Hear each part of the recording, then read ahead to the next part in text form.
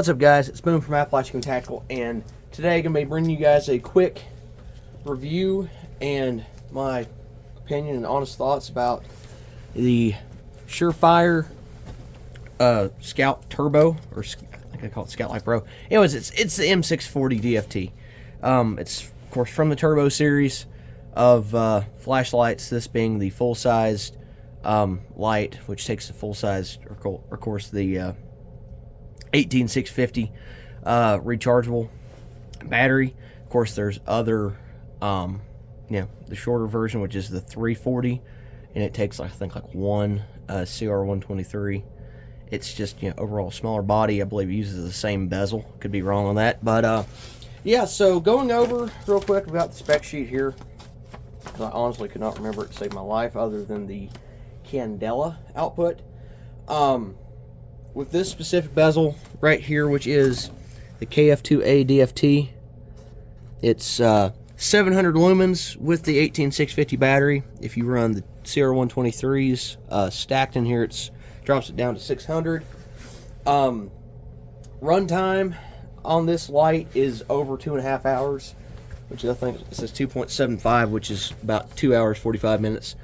And the Candela on this, which is a big selling point, and the reason why I got it, is 100,000 Candela, compared to the Streamlight ProTech, which I believe is right around 50,000 Candela with 1,000 lumens.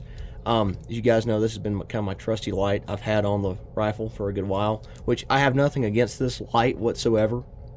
I just wanted to go with something different, a little more I guess robust, because I know some of these ProTechs will have issues with the with flickering under recoil with the tail cap. And the one fix I did, excuse me, that somewhat worked, was putting an O-ring down in there. As you guys, there goes the battery. As you guys can see right there, that is the fix a lot of people will recommend. And actually put a little bit of duct tape on it. It's kind of a dumb idea, on the side of this 18650, the Streamlight version, and just ran it from there. Which, don't get me wrong, it's not a bad idea. I just, I just kind of wanted to upgrade. Now, in comparison of weight, just right off the bat, there's not much difference in weight. I mean, if you include the mount with this, it's kind of hefty. This one's actually a good bit lighter. Why did I go with the this light here, the M640? Well, I wanted to have something that has enough candelas to be able to PID out to a significant range. I think I ranged this other night when it was pitch black. I think I got out to like maybe, oh god, close to, it was over 200 yards. And of course, if it was nighttime out here, I would be, showing you guys how far I could shine it without, hopefully without waking the neighbors up going, what the hell's going on with the flashlight? But, yeah, Mr. Guns and Gear did a review on this light, and he said that I think he pushed it out to about 150 yards with good visibility.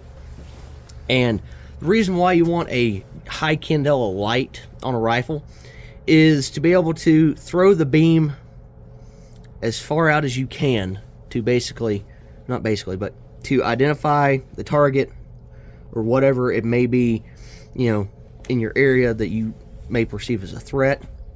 Like, for example, last night I was so tempted, but I was just too damn tired to do it. There's a coyote, like, right outside the house, and I was like, oh god. And I could hear it. It was stupid close. It wasn't echoing. I mean, it was close enough that I could hear it.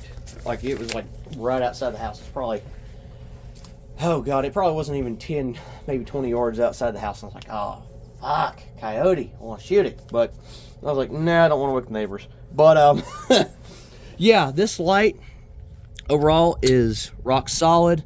Of course, I've got the 100 Concepts light cap, which I'll be changing out to the ruggedized version here in a few days whenever it comes in. But for now, so far, I mean, of course, this shock cord's, it's like pulled to its max right now. It holds the cap nice and snug. It doesn't make that ungodly click, which the ruggedized cap is, they have a fix for that with the ruggedized caps. But overall, what the light will come with, of course, is the 1913 rail mount already mounted to the light. Now, they do have an M-lock mount that will come with the light in the box as well. You know, if you want to run M-Lock, be my guest. Of course, I've just, you know, got this set up on 1913 because that's what I've got on the rifle currently. And it just fucking works. And I've got it set up on the left side of the rifle, so with my supporting hand, I can just go up, do the momentary, or on or off, or continuous on and off with the tail cap.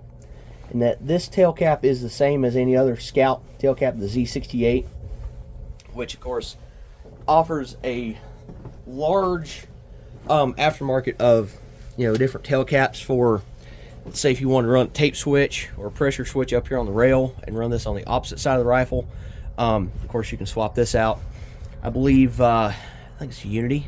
Yeah, Unity has the gas cap, which is a pretty cool idea, but I mean, to me, honestly, guys, I'm not a big fan of tape switches, just because if you have, let's say, you know, no light cap whatsoever, or no kill flash, your anti-ND device on your light, and let's say you've got it mounted up top or on a foregrip or on the opposite side, wherever you may have it mounted, and let's say you press a rifle against something like a piece of cover or concealment, like let's say a tree, like let's say you know, kind of squeeze the rifle against a tree to you know, kind of support it, and it's dark, you know, you don't really know where your rifle is in reference to the tree, and boom, you ND your light, give off your position, and you're screwed. That's the main reason why I don't like tape switches. Now, I mean, in certain applications they're great, especially like for home defense applications, but honestly, where I'm at, I mean, it's kind of a big open area, you know, kind of out in the sticks. So really, I mean, if somebody's coming up the driveway or coming up the house, you know, this will suffice just fine, you know, especially if I know they're coming, and I can be kind of like, okay, what the fuck are you doing? Get off the property. But yeah, that's pretty much it. The reason why I like to run the tape switch, or the tail cap. And yeah, honestly, I've always wanted to get a Surefire. I don't know why I didn't do it in the first place, other than monies. But just overall footprint of the light on the rifle, doesn't take up a lot of rail space. And the nice thing is, of course, you can take this screw here, loosen it, and adjust the cant of the light to your liking or to your preference. Or if you want to snug it up against your rail and, you know, run it that way, that's fine. I've got mine just a touch, you know, farther out from the rail, because I want, if I were to go with a suppressor in the future, you know, I can have that clearance to be able to use the light around it without having any of that shadow from a suppressor being mounted up here, and just give me enough clearance if it were to be, you know, kind of in the way. But yeah, I have no issues with it whatsoever. It's a rock solid light. I picked it up, of all places, on Amazon, cheaper than, I believe, I think Palmetto had it on sale, but it was still, I was like, damn, that's expensive.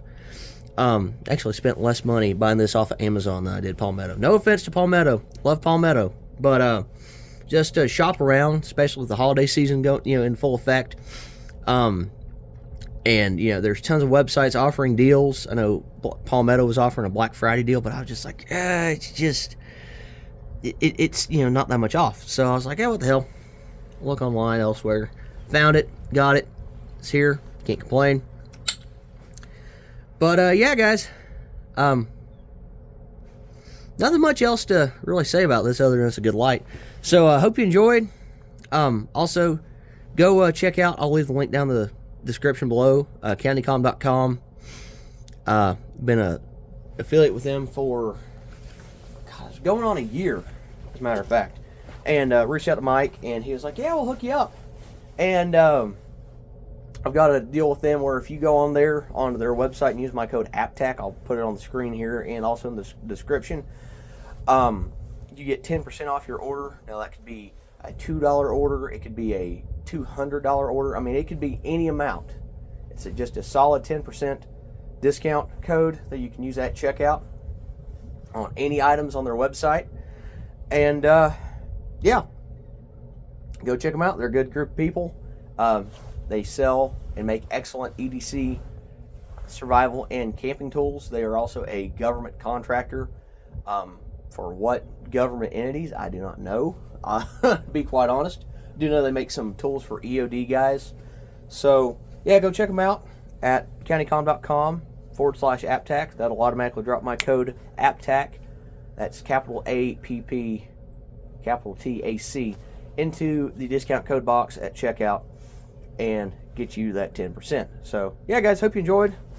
It's been Boom from Appalachian Tactical, signing off, and stay frosty.